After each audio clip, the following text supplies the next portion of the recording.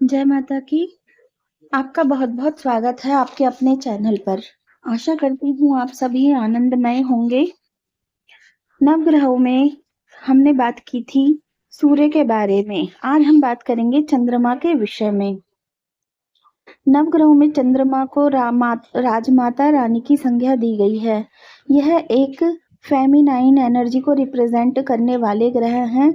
चंद्रमा को नवग्रहों में स्त्री कारक ग्रह कहा गया है।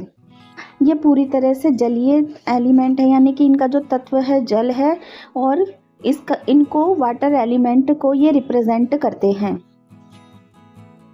चंद्रमा का प्रभाव हमारे मन, मस्तिष्क और हमारे शरीर और शरीर के विभिन्न अंगों पर पड़ता है। जब हम शारीरिक संरचना की बात करते हैं तो चंद्रमा का प्रभाव हमारे पेट पर, आंतों पर, पाचन शक्ति पर, गर्भाशय पर, आँखों पर होता है। हमारे शरीर में जो भी रक्त है उस पर चंद्रमा का विशेष प्रभाव होता है। रक्त और रक्त के प्रभाव पर पूरी तरह से चंद्रमा का नियंत्रण होता है। मनोभाव की दृष्टि से चर्चा करें तो चंद्रमा का प्रभाव हमारी संवेदनाओं से होता है, हमारी आंतरिक इच्छा से होता है। उतावलापन, हमारी भावनाएं, घरेलू जीवन की भावनाएं, कल्पना शक्ति, सतर्कता, लाभ की इच्छा, ये सब चंद्रमा के आधिपत्य में आता है। चंद्रमा कुंडली में चतुर्थ भाव के कारक होते हैं और यहाँ पर ये हमें घर, सुख, प्रॉपर्टी का सुख, संपत्ति का सुख आदि सुविधाएं प्राप्त कराते हैं। चंद्रमा सुख सुविधा, घर आदि के साथ साथ हमारे माता के कारक भी होते हैं।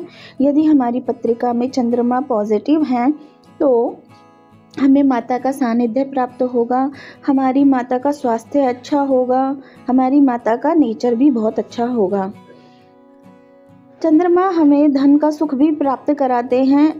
कुंडली में चंद्रमा की अच्छी स्थिति हमारे को कैश फ्लो की या धन प्रवाह की समस्या नहीं आने देती है। चंद्रमा हमें राजा से मिलने वाला सम्मान भी प्राप्त कराते हैं या हमारी राजकीय जॉब भी चंद्रमा के प्रभाव से हो सकती है। सरकार से सम्मान व सरकार से हमें जॉब भी मिल सकती है, सरकारी नौकरी हो सकती है। चंद्रमा क्षीण होने पर या पाप ग्रहों के प्रभाव में आने पर पापी ग्रह माना जाता है। वहीं चंद्रमा शुभ ग्रहों के प्रभाव में आने पर और पूर्ण उदित होने पर चंद्रमा शुभ नैसर्गिक ग्रह माना जाता है।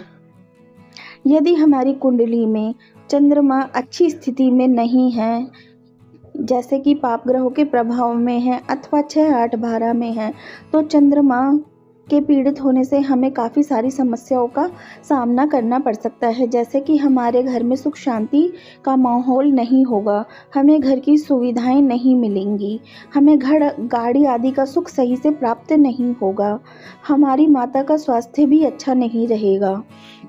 यदि चंद्रमा पीड़ित है तो मूड स्विंग्स होंगे, मन स्थिर नहीं रहेगा, मन विचलित रहेगा, बहुत ज़्यादा घबराहट भी हो सकती है, बेचैनी रहती होगी, बार बार विचार बदलते होंगे, मन की स्थिरता का अभाव होगा, कभी कभी रात को नींद भी नहीं आती होगी। जितनी भी मानसिक समस्याएं हैं वो चंद्रमा के कारण होती हैं। चंद्रमा का उसमें विशेष रोल होता है। जहाँ चंद्रमा पॉजिटिव होने में होकर हमें जीवन में सुख शांति समृद्धि प्रदान करते हैं, वहीं हमारी कुंडली में पीड़ित होने पर अथवा 6, 8, 12 यानी कि षष्ठम, अष्टम, द्वादश भाव में बैठने पर हमें हमारी रातों की निंद्रा भी छीन लेते हैं। यदि किसी की कुंडली में भी चंद्रमा पीड़ित हैं तो उस व्यक्ति को चंद्रमा जनित कार्य नहीं करने चाहिए और चंद्रमा का उपचार करना चाहिए। यदि आपकी पत्रिका में चंद्रमा शुभ हैं, शुभ ग्रह के रूप में कार्य कर रहे हैं, शुभ परिणाम दे रहे हैं, तो आप चंद्रमा से रिलेटेड कार्यों में सफलता प्राप्त कर सकते हैं। जैसे कि नर्सिंग का काम, केयर का काम, जल से रिलेटेड काम, आप जल की एजेंसी ले सकते हैं। चांदी का कार्य, चांदी के आभूषण आदि का कार्य आप कर सकते हैं, उसमें भी आपको विशेष लाभ प्राप्त होगा। जल के निकटवर्ती काम, जैसे कि बंदरगाह आदि पे जो कार्य करना रहता है, वो जल से उत्पन्न होने वाले प्रोडक्ट्स जो होते हैं उनका कार्य भी आप कर सकते हैं, जैसे कि मोती आदि का काम हो गया। चंद्रमा पॉजिटिव होने पर आप ज्ञान का कार्य भी कर सकते हैं, सरकारी नौकरी भी आपको मिल सकती है, आप अच्छे ज्योतिषी भी हो सकते हैं, सलाहकार भी हो सकते हैं, आप कहीं हॉस्पिटल में स्टाफ नर्स भी हो सकती हैं, आप नर्सिंग का कार्य भी कर सकते हैं, आप अपना हॉस्पिटल भी खोल सकते हैं। यदि आपकी पत्रिका में चंद्रमा पीड़ित हैं या आप इन सभी किसी भी परेशानी से ग्रसित हैं, तो आप अपनी कुंडली विश्लेषण के माध्यम से जान सकते हैं कि आपको यह परेशानी चंद्रमा के कारण तो नहीं हो रही।